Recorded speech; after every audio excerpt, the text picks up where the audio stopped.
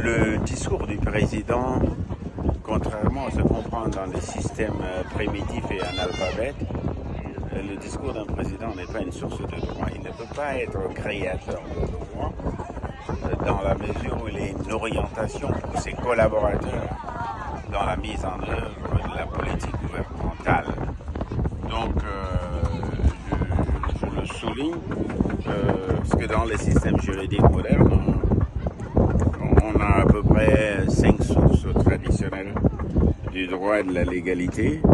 On a d'abord la Constitution et la norme suprême dans la hiérarchie des normes juridiques dans de nombreux pays, y compris dans des systèmes présidentialistes barbares, où l'externalité du droit et l'extranéité de la règle de droit fait qu'il y a une maîtrise cosmétique et approximative de ce qui est loi et de ce qui est légal.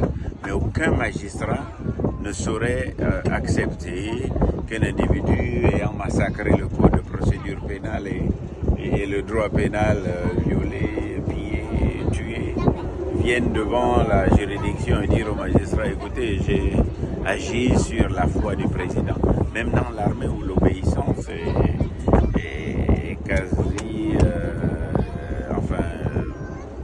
à une certaine forme de sacralité, on peut désobéir à une injonction illégale.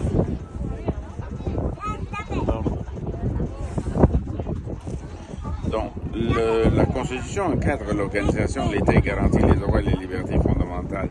L'autre source du droit, ce sont les lois promulguées par le Parlement, les législatures compétentes. Les lois constituent des règles générales et impersonnelles qui s'appliquent à la société dans son ensemble. Il y a aussi, enfin, les règlements.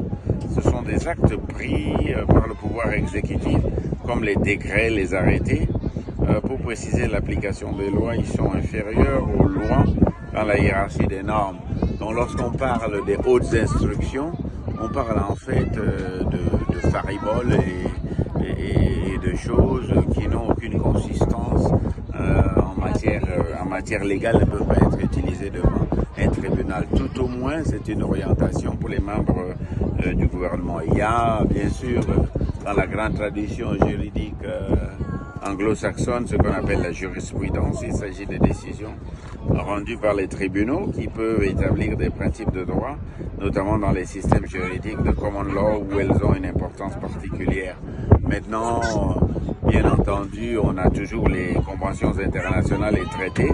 Ce sont des accords internationaux, une fois ratifiés par les États, deviennent des sources de droit applicables à l'échelle nationale et internationale. Ces sources de droit sont universellement reconnues dans le système juridique, dans les systèmes juridiques contemporains, et donc ce n'est que dans des contextes de vocifération stérile, de barbarie, et de l'absence du droit, que l'on peut dire, oh, le discours du président, voilà, énoncé tel ou tel jour, est une ordonnance légale qui peut être utilisée dans une argumentation juridique devant un tribunal. Donc voilà, ce sont des précisions pour éclairer.